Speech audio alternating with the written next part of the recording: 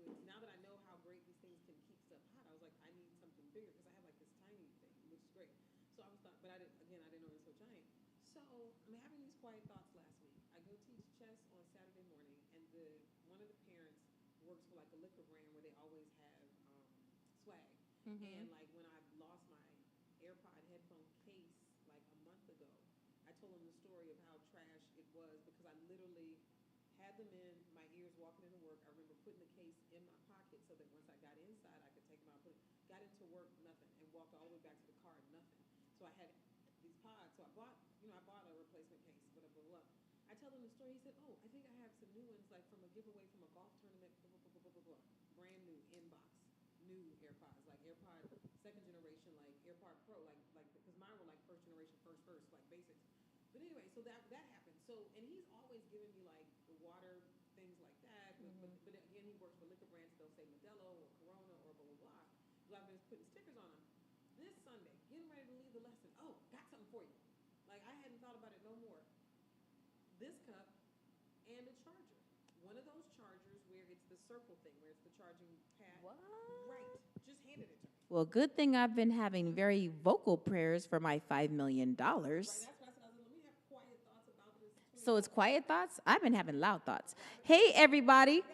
We're on. Your mic is off. Everybody say hi to Jacob. I don't. Oh, there it goes.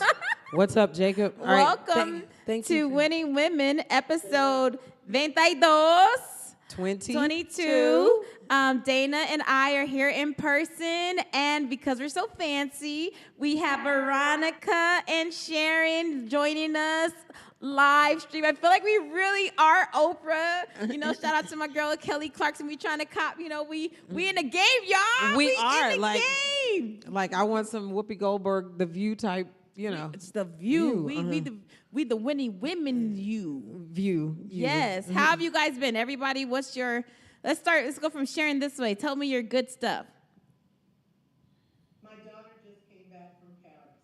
Woo!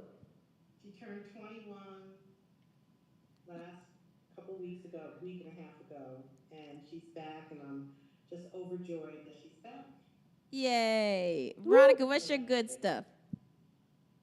I am alive. No, I'm serious. Some Amen. people just did not make it this week, and I am so grateful. But I'm also grateful that just for my life, my family, my friends. That's my good thing for this week. Just happy. Amen. Praise the Lord for life. Yep. Dana, what's your good thing this week? Well, my good thing for 2 weeks is that my son graduated from college. Yes, he from, did. From art school, Otis College. Congratulations. Thank you. Congrats. Yes, and so it's weird we've made this other milestone. Like we graduated high school in pandemic, so there was no marching, no prom, no nothing, and to really have the celebration, the regalia of an actual ceremony. It was, oh my God, there was nothing like it. So that's my biggest good thing, that I'm still working, and just echoing Veronica alive, and just I actually learned that I got into a comedy festival today. Like I got a thing from the Motor City Comedy Festival in Detroit, and I just gotten back from Detroit. Congratulations. That's awesome. So excited about that, and just excited about possibility. Like really excited in a very special way, having quiet thoughts today of what I want it to look like, right? And so I got excited about all those possibilities, like really excited. Like I'm learning to make that normal for me, that it may manifest. So I'm excited about that feeling. I love that. Normalizing manifestations. That's beautiful. Okay, so my cool stuff is in 2 days is my birthday. Woo! Birthday! So this is the birthday winning women. I'm sorry That's for all the awesome. confusion Happy online birthday, beautiful because girl. today is my granny's birthday. Okay. Happy birthday, And Granny. Happy I love birthday, Granny. Granny. Birthday, She Gran. turns 89. Come on, Granny. We think. Come on, Granny. She ain't been telling. Well, because she was born in Louisiana, Uh-huh. back before they had birth certificates and stuff. So her age is The thing, based on other things, which has become anyways. So we think she's 89. So that's what we're Amen, claiming. amen. So she's 89, and so because my granny and I are 2 days apart, we're literally almost like the same person, copy and paste. And our birthdays are next to Memorial Day. We celebrate our birthdays on Memorial Day. Got it. So on Memorial Day, I made a post and said birthday girls, and all these people were like, happy birthday. And I was like, not yet. So on Friday, you can tell me happy birthday again. And you can cash at me at Tanisha Loves You Too. I'm going to be like everybody ghetto. Tanisha Loves You Too. You can cash at me. You can Venmo me. You could FaceTime me. You can Apple Pay me You through. can Apple Pay me if you have my phone number. Right. Big amounts, please. Zelle me. Y'all just hook her up on Friday. Right. Hook me up on Friday because my plan was to just lay in my bed and eat Haagen-Dazs. But I cannot do that because of some other wonderful news that I can't share until later, some super big fun news. So because of that news, I cannot lay in my bed and eat Haagen-Dazs. So I could lay in my bed and eat carrots. Okay. But I have to work all day now, so yay. So that's my fun news for this week. Woo. So let's jump into this conversation. I'm super excited. Today's conversation is about gaslighting. And Veronica, so this topic came because a friend of mine is currently being gaslit, my poor friend, and is in the middle of a active gaslighting situation. And I'm going to use pronouns they so that we do not, incriminate the innocent. So they are in a situation, a relationship that they think they're in a relationship, and the person has said they want to be in a relationship with them. However, their actions are not reflective of a person that is in a relationship with said person. And today happens to be the other person's birthday. Birthdays and holidays. Right. It's your birthday. They show you. You want to know how somebody feels about you? Girl, you just said a word right there, because there's some people I used to work with, and I used to just fight them to, like, can I get a happy birthday? Like, my birthday's the day after Christmas. How hard is this? And just could not. And it was a work situation where I poured out a lot for these folks, and I'm just like, the least. the least. And it's funny you say that, because now in looking back, that was of the many writings on the wall, that was one. That birthdays and holidays tell you how people feel. So, we were on the phone this morning and we were talking, and I was like, "Woo, you're being gaslit." And then they were like, "What?" So we were kind of having a conversation. And this person is the different gender than I am. That's all I'm gonna say. So it's not a female specific situation that women like, men be gaslighting us. It's not just us, y'all. We be gaslighting sometimes too. So who wants to go first? Like, first thing, let's define. I know we all have different definitions for gaslighting. Veronica, my expert person. What is your definition of gaslighting? Well, Google says, and I'm going to use this definition because it is spot on. It says to gaslight someone means to manipulate another person into doubting their own perceptions, experiences, or understanding of events. Well, all I got to say is Johnny Gill said it right. My. Well, yeah, so my definition is when you make me, or at least try to make me think something that is not true, and not right, and that what you're saying is more important, is better and more accurate than what I'm saying, simply because you said it.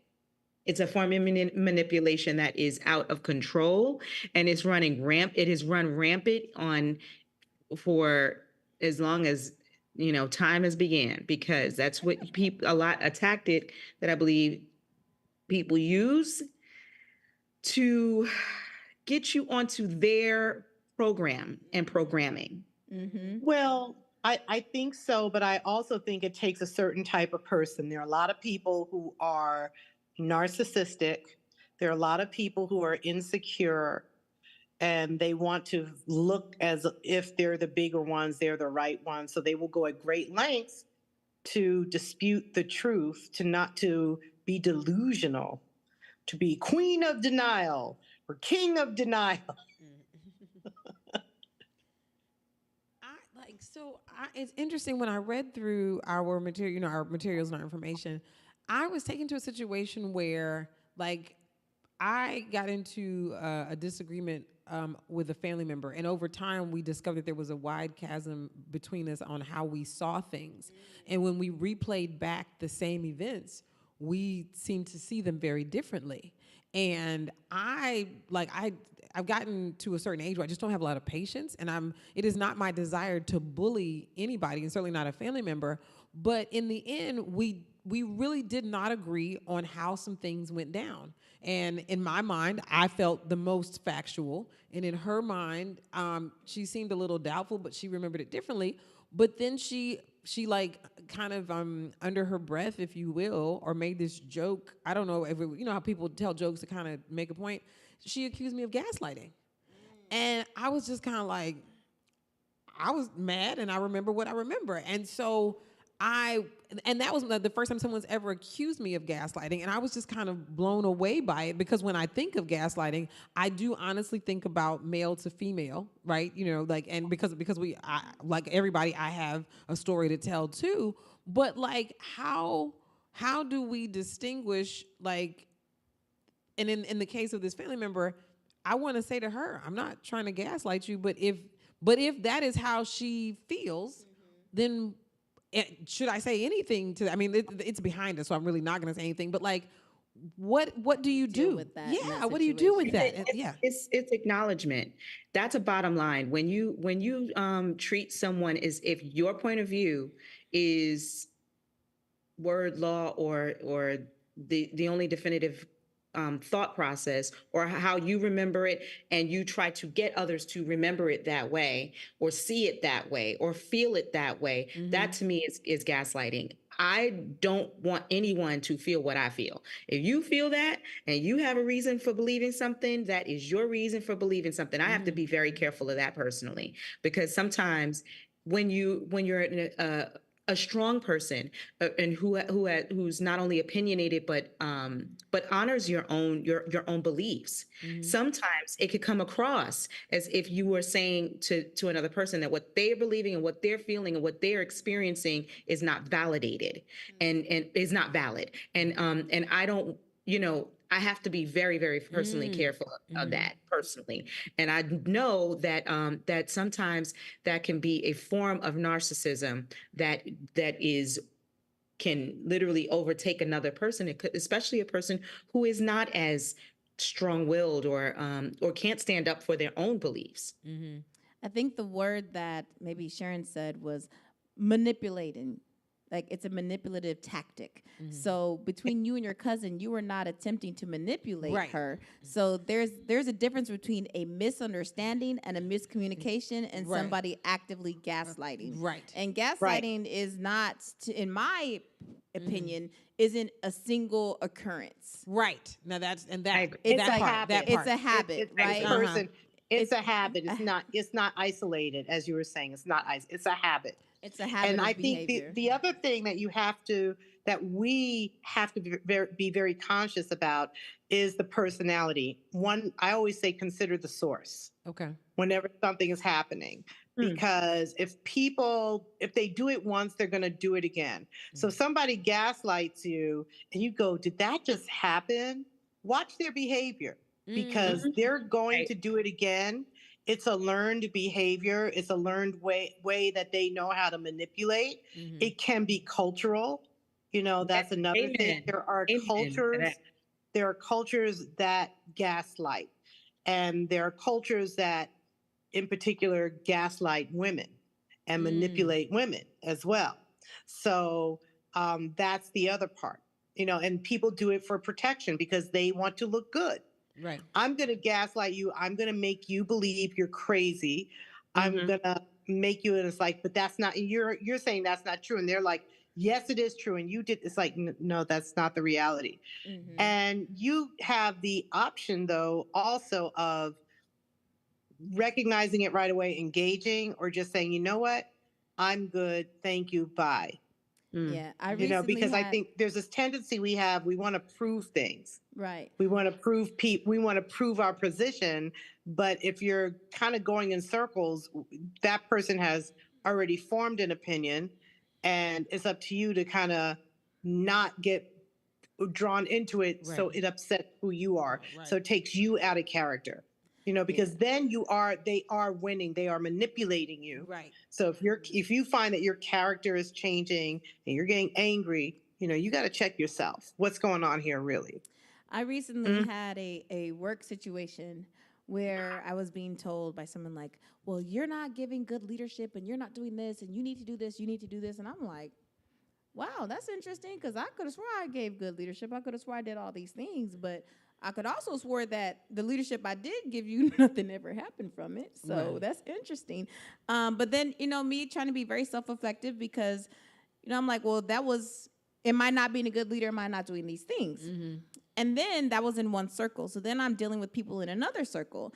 And these people in this circle, everything is just jamming. It's cooking. It's no problem, things are just moving along. And I'm like, wait a minute. I'm behaving the same with these as I am with this one. And this one is taking issue with the way that I'm behaving. And these people are thriving off of that, right?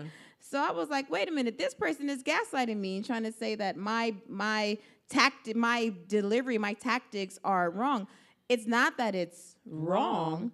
It's number one, possibly wrong for you. Right.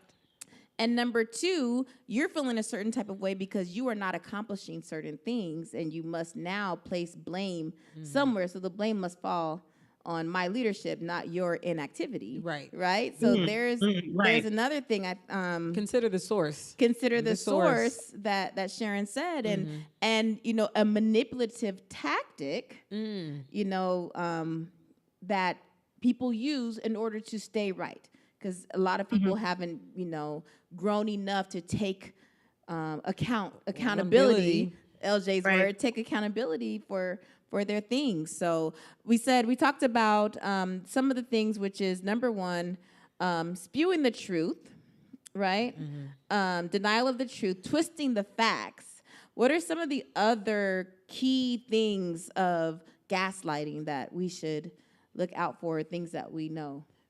So interestingly, diminishing people, diminishing their worth.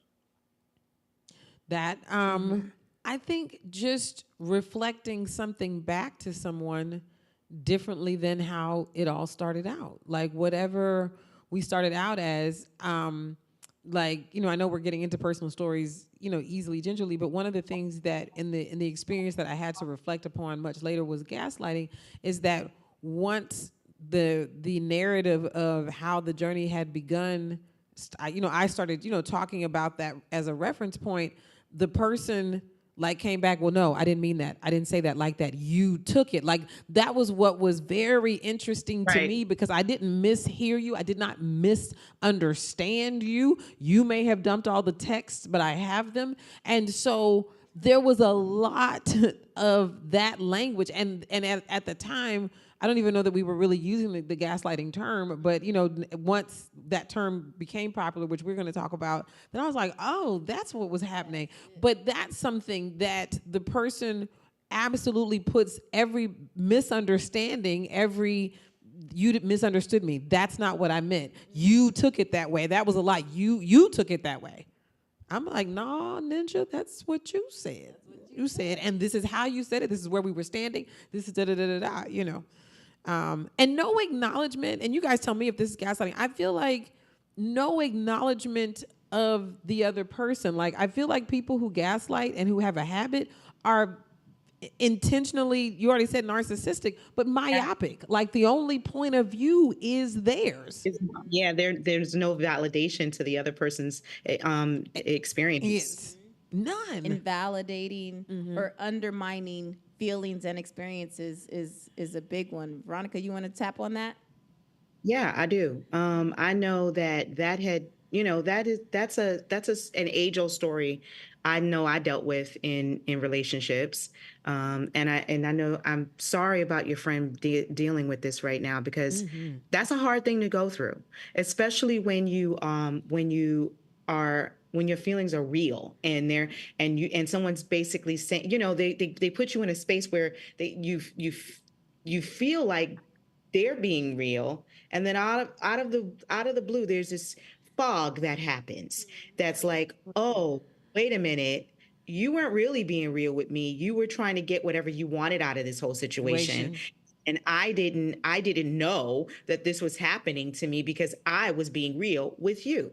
And then you tell me, oh, well, things like, well, I told you at the, I never told you that I was really ready for a relationship, or I never told you I wanted to be involved, or I never told you blah, blah, blah, blah, blah, blah, blah, blah. You made that up in your head. You thought that yourself, or whatever the situation was, which is a lie. Because a lot of times it's not only, sometimes gaslighting is an outright, out and out, like no questions asked lie. Being told to you to your face, and as if you never heard, oh, I love you, or I want to be with you, or I want to work with you, or I want to whatever this you acting like it never happened. And I was sitting there in the space. You said that thing, you did that thing, and we were on this path, and then all of a sudden, it's different. And that to me is such a hard thing to deal with. I am sorry your friend is going through that situation. Because again, you and I, we know each other. You know that there has been times in my life, and I know that, in our lives, that we have gone through stuff. And but if I may, and I know we're not at the point yet of giving solutions to this, but I have to say this part at least. When you're in that situation, you have to shut off. You have to be like a horse when they put the blinders on. You have to shut off everything else and think about yourself in a situation in that way. Because when you think about yourself and how you are feeling, because I know one thing that somebody told me, and everybody's probably heard this, but you don't remember everything that someone has ever told you, but you certainly remember how they make you feel. You feel, absolutely. So think about yourself in that situation. Are you feeling right? Does this feel right to you? Veronica made a huge point. One of the points: creating confusion. Yep. The fog. The confusion cloud, right? Everything is fine. And then all of a sudden you're like, wait, what? Wait, huh? What are you talking about? I could have swore. And two things. Sometimes the words say the things that you want to hear, but the actions don't match. Or the actions do the things that you want to feel, but the words don't match, right? And then you're like, wait a minute. Well, they said that they care about me, but I'm not getting the actions of someone that cares. I'm not seeing it or experiencing it from that person. Said they don't want to be in a relationship, but they're over at my house every single day. Right. You know? Right, that part. That part. Look, don't start nothing beating up here, okay, Tanisha? Oh, look. This brought up something that happened to me when I was very, very young. I was going out with this guy, and we spent a lot of time together. And he had an ex-girlfriend that lived in another state. Oh, the ex-girlfriend. But all of a sudden, she shows up at his house. And I was like, oh, so-and-so is here. Doesn't she live in another state? This girl drove out there because I was like, I need to sit down and talk to you. He invited her out there. And he invited her. It was more to the effect of, why don't you move out here? This girl was prepared to move out here. She drove across country. Where's my fan? And I was like, she ain't staying here. I was like, what are you thinking? It was the craziest thing I ever had gone through. I think this was the first guy I had dated in California. And I was like, is this just California? Because this would not have happened in New York. Right. This would not. There were things that I saw out here in the dating culture that I never saw in my life. That's a whole I never saw that type of episode. I never That's why saw Veronica that left. type You of see, she got that wedding ring on now. I was like, wow, is this what this city is about? Is this how are y'all raising your children out here? I love LA. I would never poop on the city, but our joke, and I'll just say it in public on here because I've evolved past it, but our little joke used to be, even after I had my son, was don't date the locals. That would be our thing. But it's not the locals, it's the imports. Well, no, but I had the opposite experience. Me and another friend, I won't say her name, but we had the opposite experience. We had a bad experience with the locals. The imports, now the transplants are wild too, but it's like I knew 2 or 3 of us who, ended up with these wonderful babies and even, like, I don't even, not that situation, I've never even Well, you're unpacked. kind of right, because the girl he's dealing with, she's a local. Right, and so, oh. And interestingly enough, I've never even unpacked the gaslighting of, I'm not going to say the first person that really ever gaslit me long before we ever used that term would be, who, Ali's dad, God rest his soul. I don't want to, speak ill of the dead, and certainly, all is well. Tis what it is. Tis what it is. But at that time, and all the things that I went through, and another friend had gone through similar stuff, and our joke would just be, don't date the locals. Don't date the locals. Jacob, all right, we need help. But what does it say? To that note, right, my baby daddy. It's always the baby daddy. Girl, baby daddy. That's baby daddy. Mine is baby daddy. My baby daddy. Baby daddy. Not even from this country, right? I would say, he would say some things, and I was like, you are certifiably crazy. Because I knew what he was doing before it was the term gaslighting.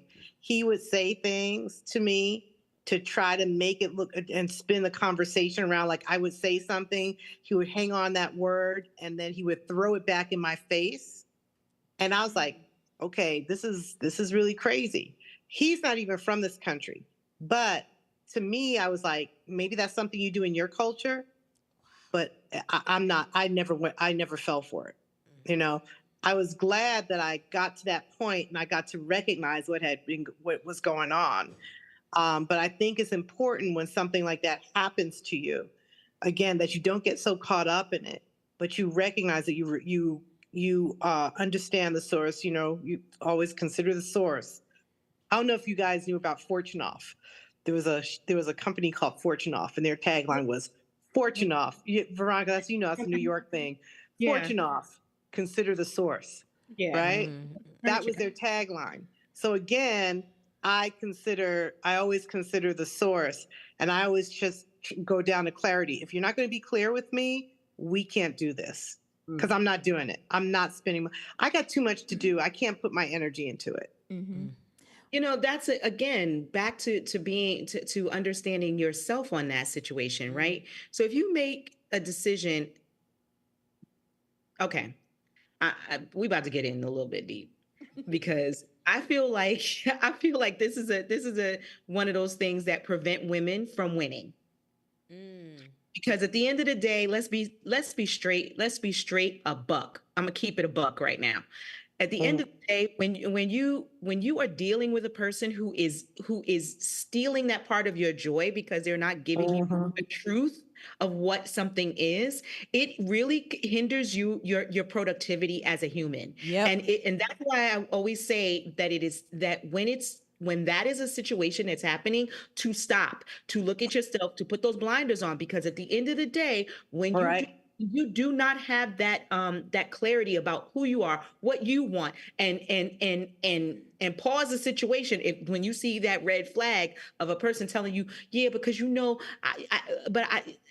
was what I used to hate. I used to hate when the words were, but you knew before you got in this. Yep. How would I know? Unless we talked about it. And things change when situations go in. So you got to be clear with me all the way across the board. I'm going to be clear with you. And then if you decide that this is not something that you want to do, say that up front. I would always say, give me the option of making an educated decision. Talk about it. If you knew that,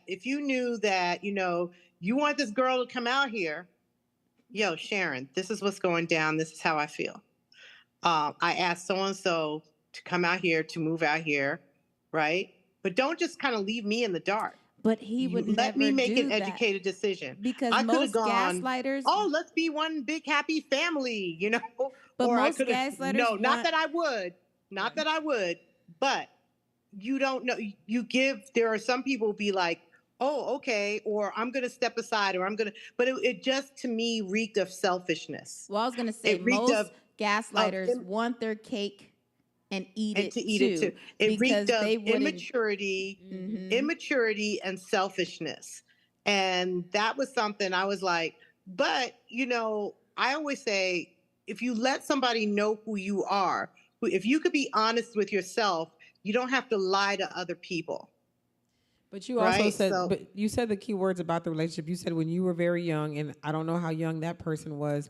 I mean, I don't know when we exactly age out of gaslighting, because for those whom it is a habit, it is their way of being, it is their modus operandi. Age They means may never nothing. grow out Right. of it. But I think they may never, yeah. They may never. I mean, this was 20 something. This was, That's what I 20 figured, something. yeah. The current situation we're talking about, the gaslighter is our age, is in the 45, 55 age Wow. range. Yeah. Boo. And the gaslighter is not a male. And the person being gaslit has done those things, had the conversations. If you don't want this, then let me know. And the response is, no, I do want it. Of course I do, blah, blah, blah, blah, blah. Because gaslighters are gaslighting because they want their cake and eat it too. Eat it too. If they have the emotional maturity to be able to say, you know what, I don't actually want exactly what you want. I don't want all of this. So most people don't, because if they are honest, then you're probably going to make a decision that's not aligned with what they want. Because if he was honest, but that's okay for you, but for them, if he wanted both of y'all and he told you she was moving out here, then you probably, the end result was the same, but they're not thinking with emotional maturity, right? Right. They're thinking not. with I mean, immaturity and I was like, selfishness. I'm not down. Somebody's got to go. Right. Yeah. Somebody's got to go. She actually went. She went. Yeah, but the fact that she came in the first place, Right, it was based on his. Look at what was right for you, Right. And then I didn't hang around. I didn't hang around too much longer after that. I was like, this is not what I want. He played his cards. He showed you his hands. He showed you who he was. Exactly. And I was it like, wasn't worth hanging around. I'm not doing this. And I was 20 something because I never had to deal with that. I'm sorry. I'm a New Yorker. I never had to deal with that. My New York, as they always say, New Yorkers stab you in the California people stab you in the back. New Yorkers stab you in the chest. In the chest. Yeah. Well, so how do we recognize when we are being gaslit? I know for myself, it's usually been an outside source. Just like for my friend, I was like, bro, you're being gaslit. Like, this is like, no, are you sure? So, one of the key tips on how to realize or recognize if you're being gaslit is to seek external advice, right? To tell your stories to your friends. I'm sure, I know Veronica, I know Veronica, when in your situation, we talked a lot and you're going through it. And when your emotions are here and you're in the thick of it, you're in the eye of the hurricane and you're just like, but no, he's there. And he said, like, girl, you being gaslit. Like, what? No. You being gaslit. So one of the things that we can recognize when we're in the cloud. Before we answer this, I can tell you how you recognize whether you're in the cloud or not. Dana wanted to say something before we answer. I think that it's key to realize that even when you go to the potential outside, to the friend of the outside source, there's a self-esteem piece that we can't jump over. There's a piece that says I have to have the discipline that if I recognize it, or if a friend who is in community and in empathy with me can help me recognize it, then I have to decide the basis for which I have an exit plan, and then I have to. Next, first you got to know if you even in it. How you know you being gaslit in the first place? Okay. I mean, I thought I was. Okay. Yeah. Again, when you consider your emotions, if somebody's pushing your buttons, right? If somebody is really pushing your buttons, and you're like, this so and so, and when people get you so hot, and you're kind of beginning to spin. You can't see anything clear, right? You're in this spiral. You're in this spiral because of like, and then you're like sitting around pondering it for a day. Did this just happen? Is that you have to second guess yourself? Or the opposite. Sometimes when things are just so perfect and they just seem like blah, right? And then it switches on a dime. That's when you know you're being gaslit to me, because when you that there's a definitive line that literally happens between the day, and you can even pinpoint it to the moment that you're feeling this great euphoria of being in a situation, whatever, and then it switches. And the moment that it switches, that is an innate situation. It's not something that we don't know. And it's not something just because it's a new term, and it is a new term, relatively new, but it's not something that hasn't been experienced for It's been around centuries on end. The Okay. behavior has been We around. all for know sure. that part of us that feels crazy, like, wait a minute. Right. That part. I'm crazy. That happened, right? Yes. Well, I will say, as a Gemini, people probably think I gaslight them all the time because I be flipping. And it's not that I flip, but sometimes I come to my own self-awareness of a situation and I'm like, I'm out. This ain't, and it's not that the person was gaslighting me, or it's not even that. I mean, they might feel like I flip because I do. I'll just be like, nah, this is not for me. Or I do my internal audit. I do audits all the time, right? Audits. And I was like, I was audited in this situation. And I realized the checks and the balances is not checking and balances. So let me fade out, fade to black. And people have called me on that all the time. But here's the other y'all. thing. I'm just a Gemini.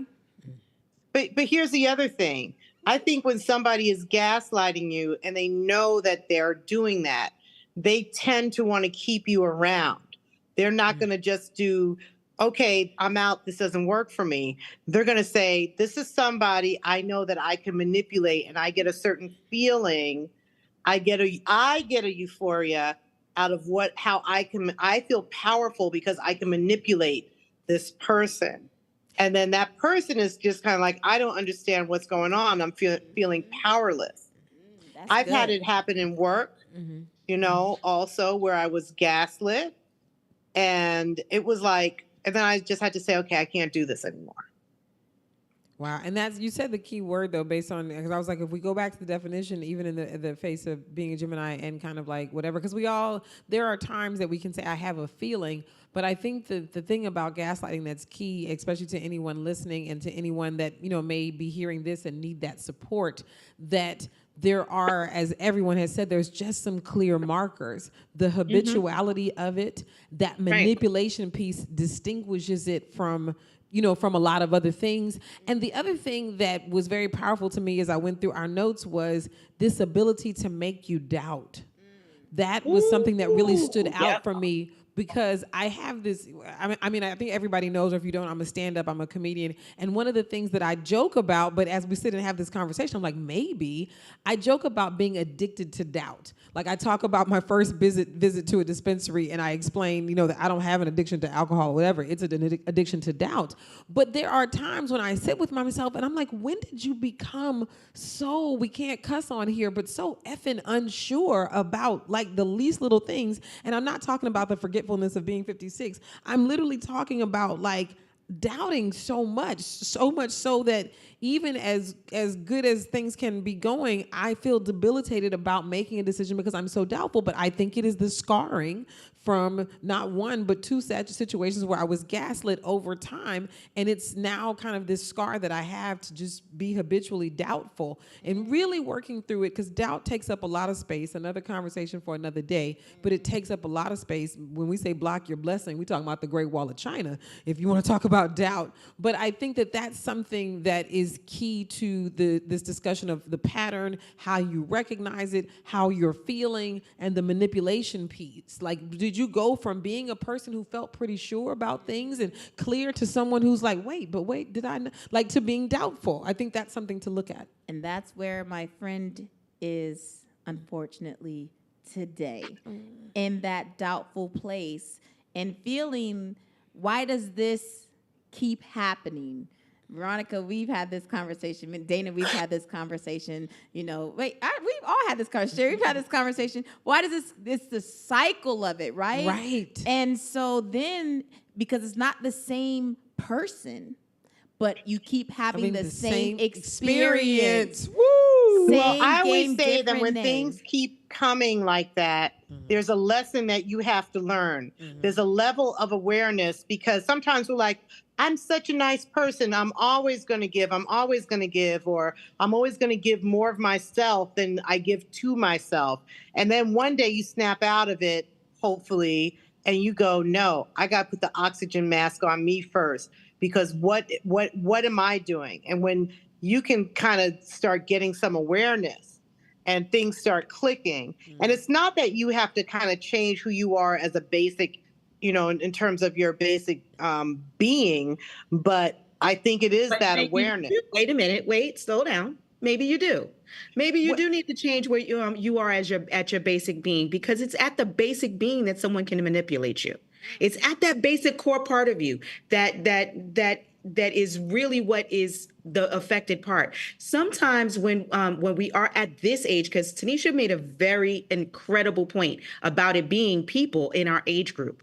So when when you think about that, you think about, okay, well, how is it that that groups of people a whole group of people can be a demonstrative demographic of what gaslighting can be? It's because there were things that happened prior to our experience in our 40s and 50s. It was things that were happening in our childhood, and so that core part of your being, which is why I love what you're saying, but I wholly agree that you have to change that basic part of yourself. You have to dig within in your childhood, into your experiences when you first have sex, experiences when you first are, your very first period, and what series of things happened in those days, your very first situations in your life, and how those series of events led you to be a person that is openly gaslit. Because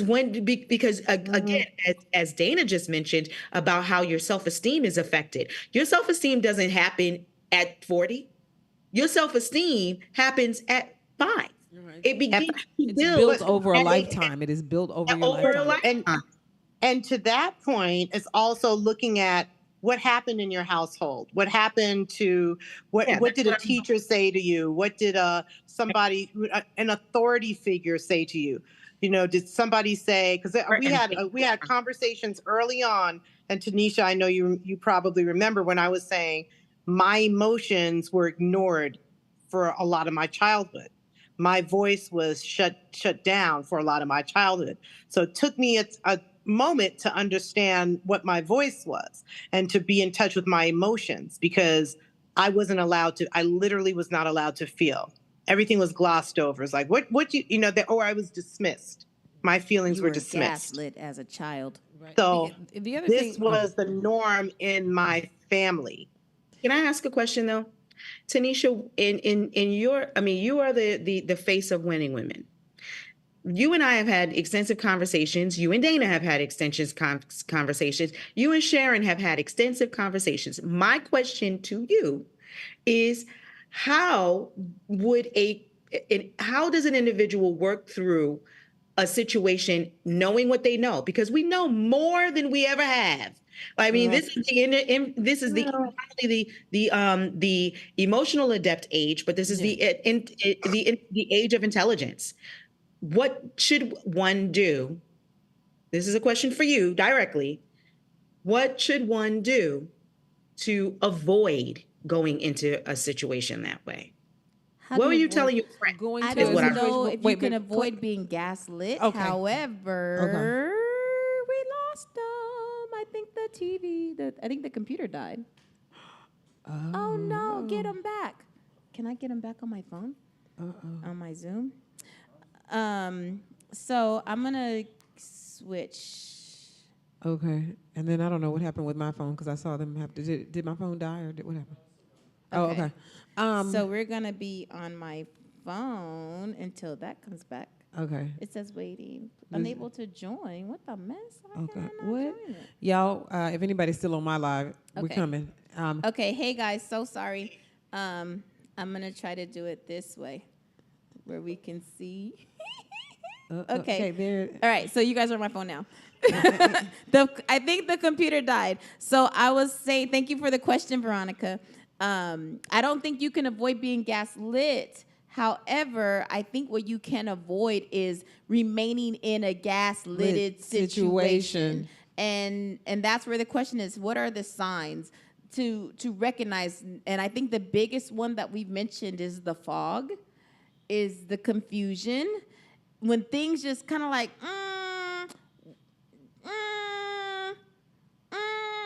and too many times, and this is my friend conversation, and he is a nice guy. Mm-hmm. And a lot of times we try to be nice. You're the nice guy, right? You try to be nice. But nice doesn't work, especially, because some people prey on nice because they know if you're nice, they're going to get away with their manipulative behavior because they can't gaslight and manipulate a person that's not nice because they're going to tell you F you and keep it pushing, So I believe that people who exhibit these behaviors seek people who prey upon people who are nice, who are kind, and that can be viewed as weakness. However, I don't align those things with weakness, but it can be viewed as that you're weaker, therefore you are more aligned to being manipulated. Able to be manipulated. I wanted to, even though I know the question was asked directly to you, I think the thing that we want to go to, or that anyone potentially being gaslit, trying to recognize, trying to pull out, is, I call it, there's two categories. There's desired outcomes and there's undesired outcomes. And in this case, we're typically talking about how we feel after a certain interaction. Whether, okay, maybe. So I think to add to what Tanisha was saying, and to support her answer to the question, and as a team of panel here, I think something to look at is desired and undesired feelings, desired and undesired outcomes, and how many undesired outcomes am I experiencing? And this sprouted from when you guys were talking about whether one has to change kind of at a basic place, because sometimes drilling down to the core may not be easy and may take a little time, but you can ask yourself, when you start to feeling a certain way, and when you feel like something keeps happening, and you keep registering that this is not right, this doesn't feel right, I think it's to then begin to recognize, we use that word cycle, that there are desired outcomes and there are undesired outcomes. There, and in this case, again, going back to feelings, how often do I want to feel this way? How often do I feel this way? And so if I'm feeling this way more often, undesired outcomes, there's a basis for beginning to say, I'm not going to continue here. I think that's my biggest thing. I don't know, Sharon, you're about to say something, but in a situation that I was in for about 1.5 years, almost 2 years, where I was continually being gaslit, it was the constant disappointment. It was continual disappointment. It was disappointment. And me being who I am, I'm like, well, I'm out. Like, how much disappointment? Then here comes the gaslighting. No. And the fake apologies. I'm going to do better. I promise. It was just that. It was situational. It's because this had happened, but it's going to be better this time. I promise. Okay. Then chance number 45. Then it comes back to the same thing. I'm about to cuss again. And here comes me. Peace. I'm out. And then I have my series. First, I just peace. Then I block on this. Then I block on that. Then I block on it all. And, this last situation, I've never had to block somebody on email. I had to block on email, on my work phone, on my home phone, on my this phone. I had to block on every single thing because the person kept violating, right? And continuing their manipulation. And it's like, what are you doing? And what are you not getting? What are you doing? Why? Why do you keep doing this? Because Are you that narcissistic and that selfish that you would continue to pursue your own objective, even though I've let you know I see that is not in my greater good? I don't want anything to do with you. Now, this is an isolated human being, but again, it's the removing yourself. Once you see the Yeah. fog, and then you have to make the decision. And it does hurt your feelings, especially when we're talking about a romantic situation. It's easier. I remember Veronica, before you got with Khalid, your situation. It's hard when you care about somebody. It's not easy to be like, I'm out. I don't care. When you care about this person, you got 20 years of relationship with the person. You feel like you trust this person. They wouldn't lie to me. But they But did. they are. But they did. But they did, but they yeah. did. And that's when I think people aren't going to let you go. You got to say, this is not what I want. These are not the elements. Like I'm just like, there's a certain type of people that don't last long in my life. Right. And it's like, if you're going to, I'm very much like, I don't have a lot of time to waste. I'm going to do what I say I'm going to do. And I'm going to communicate if I can't, and I have the same expectation. But I think when you have clarity on what your standards are, whether it's a platonic friend, whether it's a same gender friend, whether it's a romantic relationship, whether it's a work relationship, you have certain expectations. You show up a certain way, and you expect people to show up a certain way.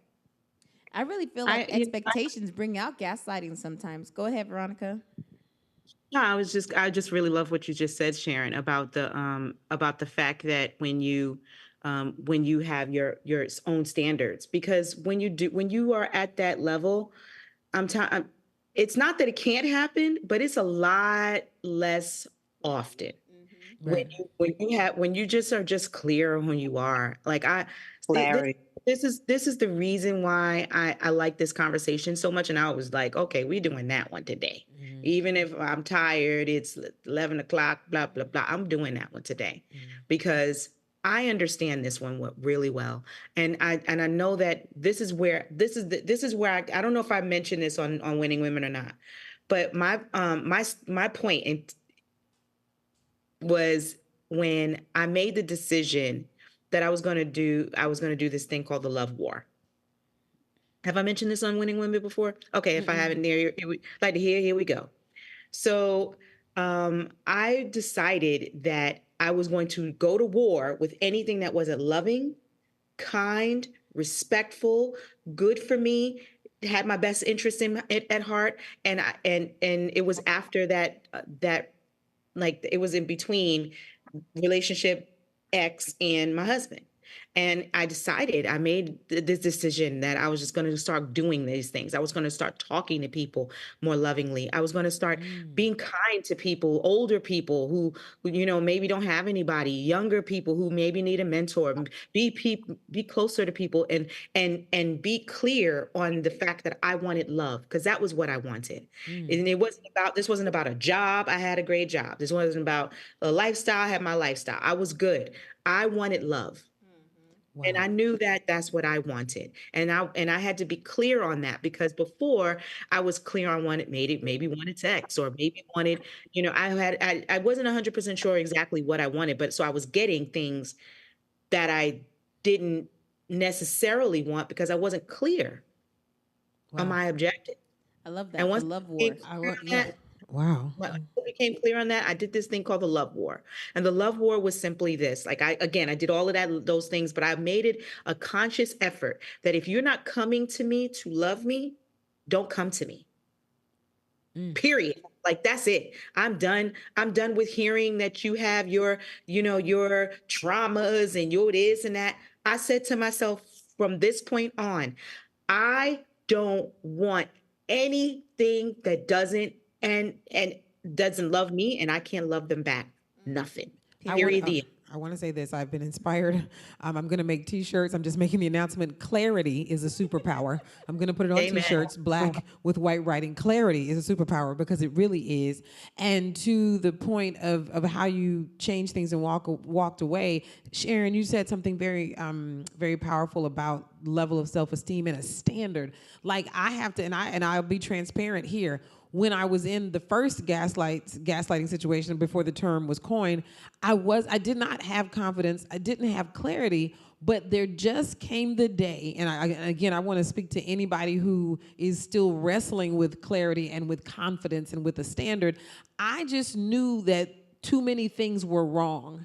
And what I said to God and to the universe and whoever anyone sees as a higher power, I can't let this go on my own. What I need from you, universe, God, divine mind, by any and every name, I need a clear signal, something that is so clear and so undeniable that I got to kick this on out the door. And it came. You know, it may have cost a few dollars, but it came. And at that point, I knew that that was what I needed to know and needed to see and needed to experience, and that it was the last experience. And I kicked that whole situation out of the door, pregnant and all. But I was still grappling with all of the things: clarity, confidence, self-esteem. But I just knew that enough was wrong. Even without being able to define gaslighting, but that's really what it was as I continued to look back. But I just decided that I knew it had to end, and I asked the universe for help putting an end to that chapter. One thing that I did in two different situations is ask God to remove my desire for that person. Talk about it. Come on. Because you can know the person is bad. Right. And you can know the situation is not right.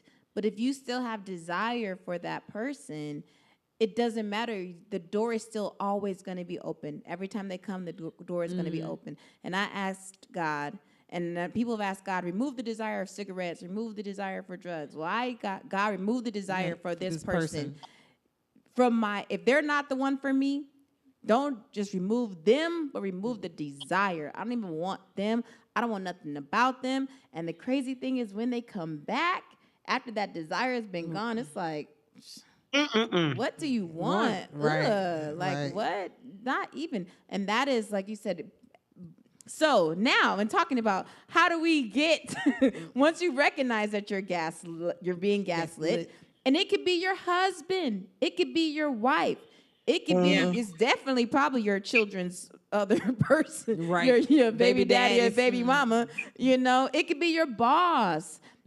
Now, in a work situation, you don't always have so much flexibility. But, you know, God, remove me from this situation. He can get you a better job, move you to another department, move that boss to another. I had one of my clients, she was having an issue with the boss. And she started praying, Lord, do something. God gave that boss a promotion. Wow. But she was like, she got a promotion and she ain't bothering me. Right. She's not my boss anymore. So, you know, you're not praying anybody's ill, but Lord, move them, because that person was not aligned, was not positioned to get a promotion.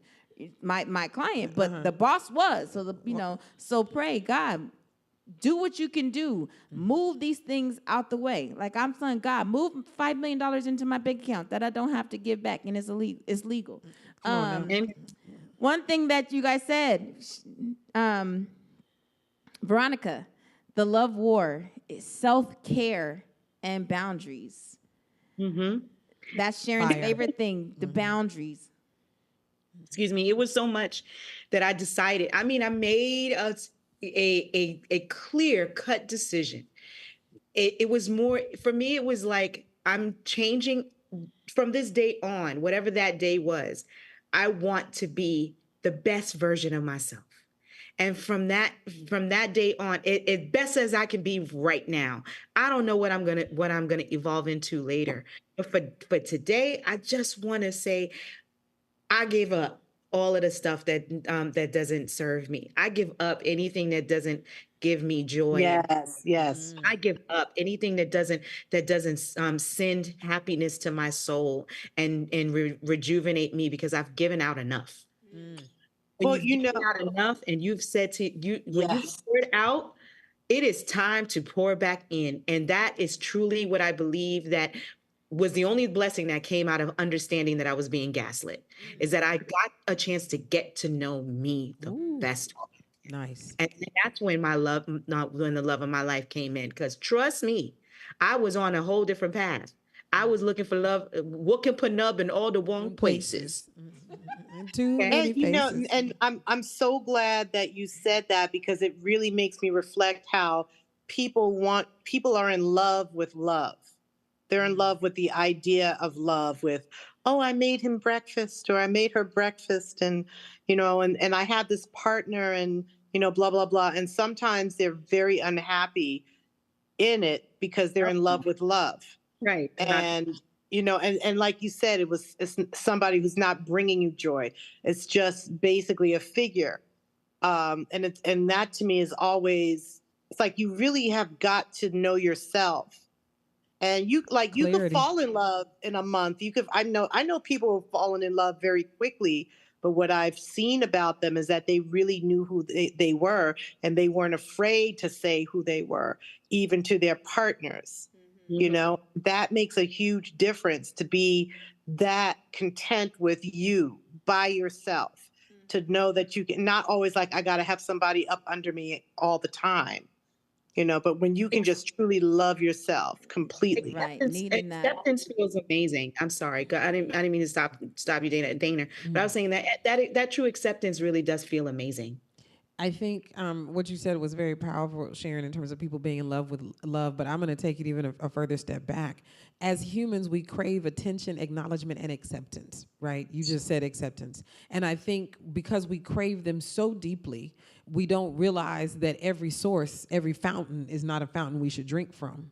And so you're there getting a need met, because everything that we do live and breathe is in service to getting some need met. And so we end up hungering, even it does not absolve the other person from their wrongdoing, but I think we get stuck in, like we just all clarified the ways in which we found our way out, but we're in there typically longer than we should have. And you said it so powerfully, remove the desire of this person, because we are craving those big A's: acknowledgement, attention, and acceptance. And so the goal is then to know where the fountain of that stuff is, and it's actually already within you.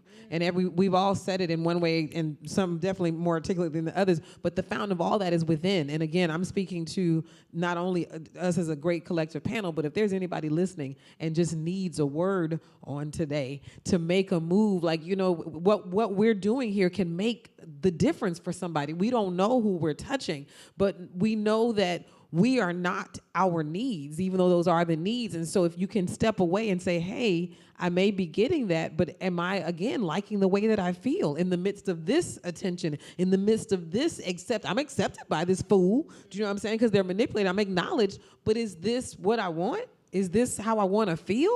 Right. And so we just have to explore. In my acceptance, am I being disrespected? Right. In my attention. Nobody. Go ahead, Sharon. I mean, I was going to say, and that's it. It's like people will say, oh, you made me feel this way. We will react to something that somebody does, and what we do with it is our business, really. So at the same time, like, somebody could say something and I could be totally blank about it because it's registering a certain way. Because it's like, how are we listening? How can we learn to listen to things differently so we can have a different reaction? And it cannot get to us to a point where it gets into our core. We can recognize it for what it is, not for what we think it is, not for what we want it to be, but to really just listen very critically with clarity and take it and ingest it from there. I think, to circle back, and we'll give our final thoughts, but to circle back to Veronica's question on how do you stop getting gaslit, it's loving yourself, doing the work for yourself. We've talked about certain things that you tapped on, which I believe is just the imposter syndrome, having the imposter syndrome, having, building your self-esteem back up, because low self-esteem is a real thing. Low self-esteem happens from situations that happen that knock your confidence down, whether they're from a relationship, having a relationship go sour can knock your confidence down. Right. Having somebody that you had faith and trust in and they violate that, that knocks you down. Having a job where you're not being productive and it's not a good fit for you and you're not being successful, that knocks you down. Wow. And, myself, I just go to Haagen-Dazs bars. Some people go to different drugs. Some people, get their vape pen out. Some people go to cigarette. I have a friend who's like, I started smoking cigarettes again. I was like, ooh, you done hit the bottom. You better cut that out, But Right. people have some people go to other people. We all have people get a bunch of cats. Everybody does their different vice to cope. But low self-esteem is a real thing. And you have to, if with anything, the first step is acknowledging. Yep.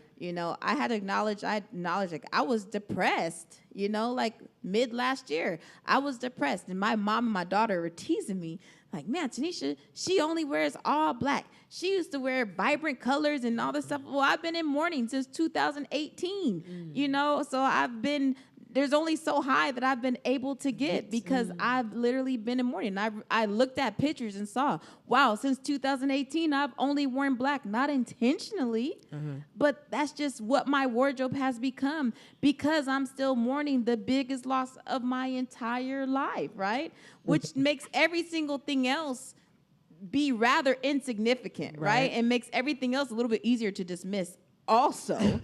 Right. Like, yeah, okay, my nigga, but yeah, bringing in LJ. Like, you said it. You said it. We didn't. But the loving yourself and acknowledging where you are, and it's okay to have your feelings be hurt. It's okay to have low self-esteem. It's okay to recognize that you've been gaslit. It's not okay to live there. Right. Don't stay. Don't stay. Not okay to exist there. Don't pay rent. You have to acknowledge the fact that this has happened. And I love what Veronica did.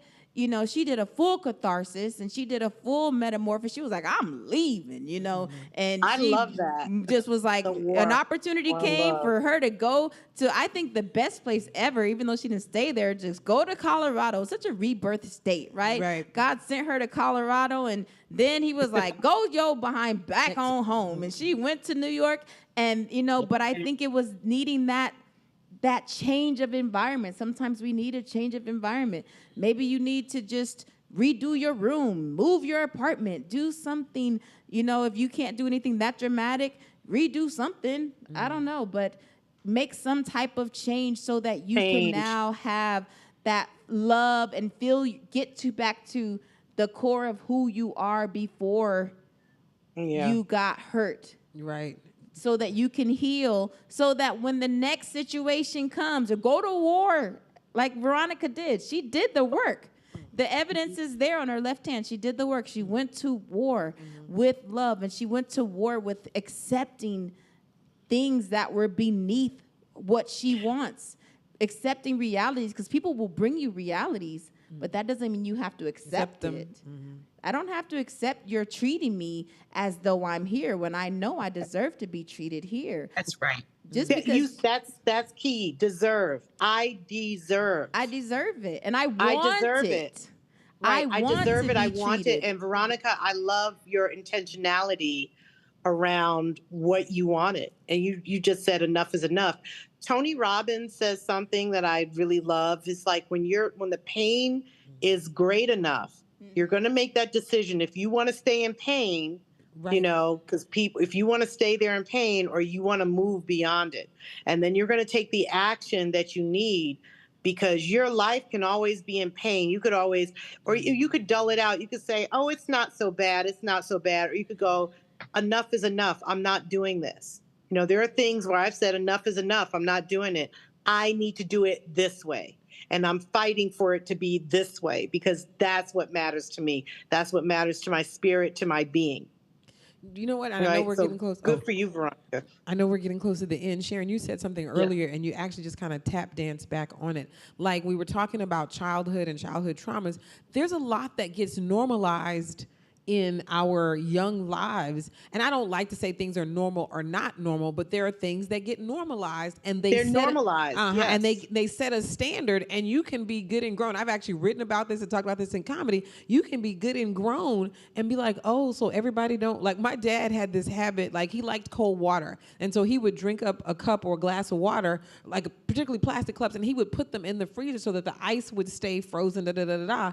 And girl, I will never forget. Me and my son were somewhere at a friend's house. I won't say her name. We did that, and she was like, I didn't understand the ice in the cups because that's not normal for everyone. It was normalized for us, but it may in fact not be normal. You know, and it's okay, but that's the thing. To you're dealing with these undesired outcomes. Back to the Tony Robbins comment, but so much is based on what we normalize, and so we have to realize what is not a good standard. What is not, again, I hate to say not normal, but what are these things we should be looking at? Well, see, I was used to having my emotions dismissed. Right. So for a moment as an adult, my emotions were dismissed and it didn't bother me because I thought it was normal. And I was dismissive of others' emotions, right, because I didn't know that they had them because I didn't grow up having them. And then I had to kind of go, oh, and I had to develop that awareness. And I went on a journey to figure out how to be aware of these things and make sure that I don't repeat some of these things with my family. The work, girl, the work. So as we wind down the work, it's been a great conversation, ladies. This Thank has been you to awesome. my dear friend. So let's round robin. Sharon, your final mic drop of the night? I love you, ladies. You know what? And that's something I don't say often. I hardly ever. Love you, girl. I hardly ever, but I just have the utmost respect for all of you. I love you. I love that we're so different, because we are like The View, I'm like kind of looking at the age ranges, the different generations, what we bring to the table, how we listen to each other, how we respect each other, and how we learn from each other. I mean, with me being the eldest, I think that's also a lesson in always being open and listening and understanding how you can apply it to yourself, no matter where you are, because there are things that we all have. I don't necessarily think that just because somebody's the oldest, that they know everything. There's always something to learn or to shape. And I just love you guys. So that's how I feel. Love you I'm too. into it. Love you too. Veronica. And happy birthday to Tanisha. And Thanks, happy girl. birthday to Tanisha. Yes. Okay. So I wanted this particular, if you indulge me just a few seconds, to let you know about, to kind of discuss this one point. I had this conversation with a person who who much like this conversation, and I asked this individual, I said, well, she was like, well, I need to heal and I need to do the work. And you did the love war, but you're going to be healing for the rest of your life. And you're going to And I said to her, I said, okay, well, I'm not healing anymore.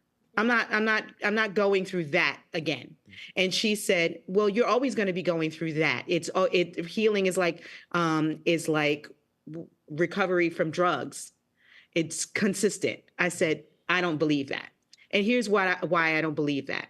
One, if you look at two people at the end of their lives, one person has constantly gone through the healing process, which means they have to bring up, dredge up, restructure all the time, trauma regurgitation from the end of their lives. And then you choose it. Then you have a person who's like me, who decided that I was going to do this thing. It's a moment of healing. And then the rest of my life, I'm deciding that every single day from this point on until the end of my life that I'm going to be happy.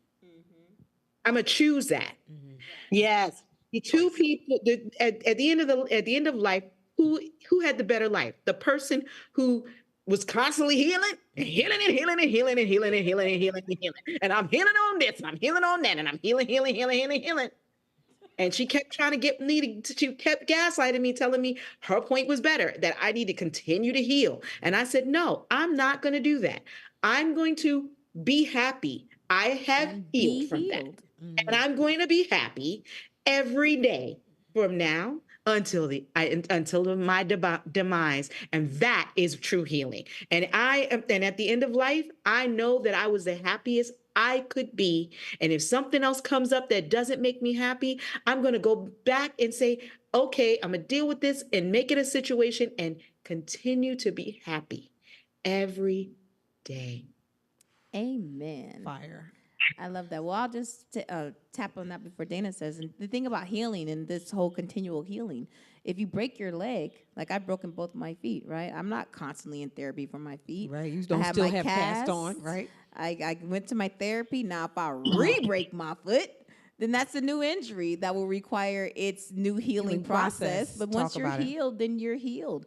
And then you take care and you Take don't care. wear 80 feet heels and you uh-huh. don't do things that are going to traumatize your wound, which means you might need to block certain people or avoid certain things so you don't re-injure or nick that wound. But you don't have, I don't just keep putting my cast on every day because I broke my foot 12 years ago.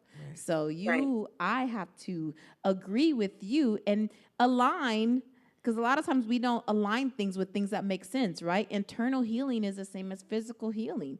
When you had your child, it's 6 to 8 weeks, and you should be back to normal, right? And it's the same thing. If you go through the process of emotional healing, 6 to 8 weeks, you go through it, then you should be able to proceed as normal. If it takes longer than that, then you keep messing with the scab. Right. When you had your son, if you kept jabbing, they say jabbing yourself in the stuff, you're gonna have a problem. You're not actually healed. So my bad. Go ahead, Dana. I want to say this first in closing. One, Sharon, I received that love and I exchange it and send it back fast. Two, I just want to say again to anybody listening that will listen to the replay, as far as gaslighting is concerned, you are greater than your situation.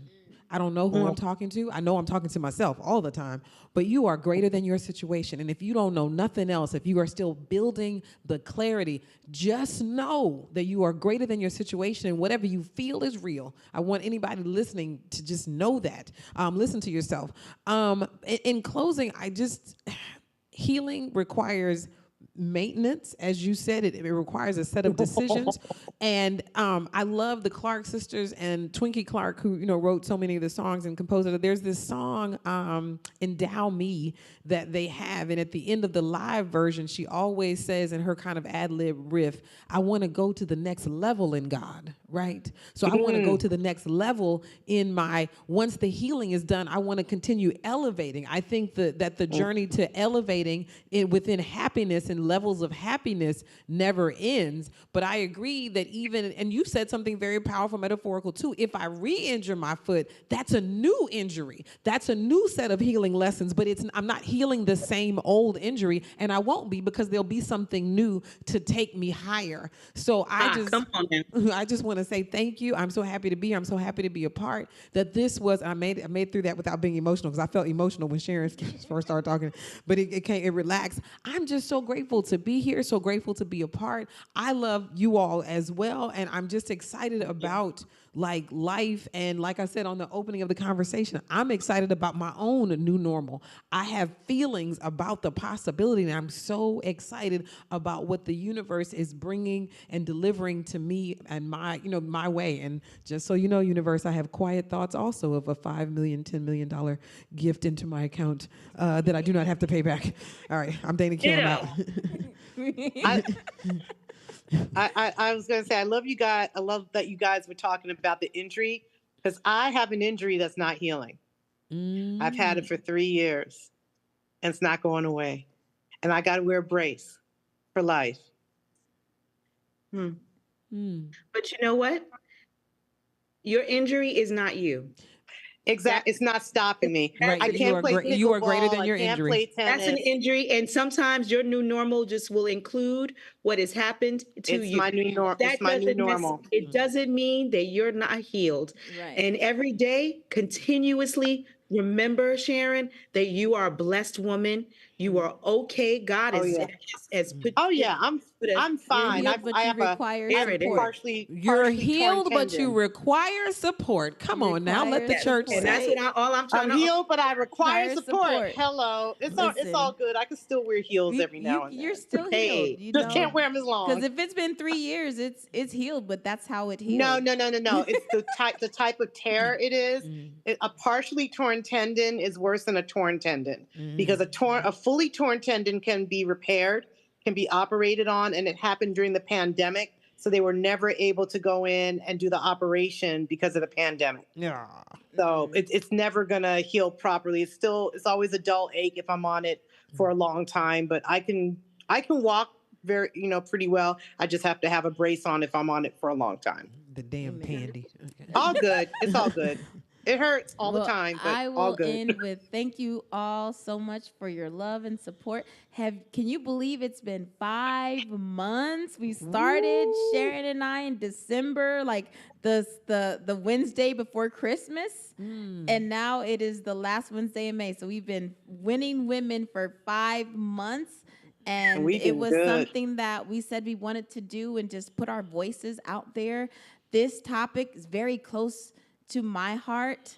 I know to all of ours individually, just being in these gaslit situations and being with people who don't give us the care and the love and the reciprocation that we expect when we're in particular situations. And our word, Dana said some awesome stuff. Recognize it. Have the strength. Wherever you have to get it from, get the strength to choose you and get the strength to choose better. Because to me, having nobody is better than having somebody that's playing with me. I would rather have nobody than somebody who is playing with my emotions, who's manipulating me, who's only there for me when it's good for them. That's not love. Love is not sometimey. Love is not conditional. Love has conditions, but love is not conditional. Right. And if you're in a situation with somebody who is conditional, who is sometimey, who is not there when you need them, not every single time you call and blow them up, but there's people where I didn't talk to Veronica for like 20 years. But there is probably not a time in those 20 years that if I needed her, she would have been there in a flash. Amen. You know, Dana, we for the 25 years we've been friends. There's been off and on, but anytime you need me in a flash, I'm there for you, So that's the thing about love. Love is not conditional. I'll be there for you if. That's not love. And if you are dealing with a person that you think is your person and you're having conditional situations, you're having a fog. What is this? I'm not sure. Well, they say this, but I don't know. It's wishy-washy. Do yourself a favor. Choose you. Thank you. This has been Winning Women. We will see you in another week or so. 2 weeks, next week, in a month, I don't know. But next time I see you, I will be older. Okay. Woo! All right, y'all. Thanks for the birthday love. Happy And tiny shout out to Tiny birthday. Room Studios at Tiny Room Studios LA, www.tinyroom.com. Shout out to Jacob and to Kevin and to Lincoln here holding it down for us. Shout out to Greg holding it down in London town, making sure everything is great. We love it here at Tiny Room. And again, if you want to do a show or a podcast or a live recording or anything, make sure you tell them that Winning Women sent you and do it here in Inglewood, California. Mwah, mwah, mwah. Bye. This is the place. Bye.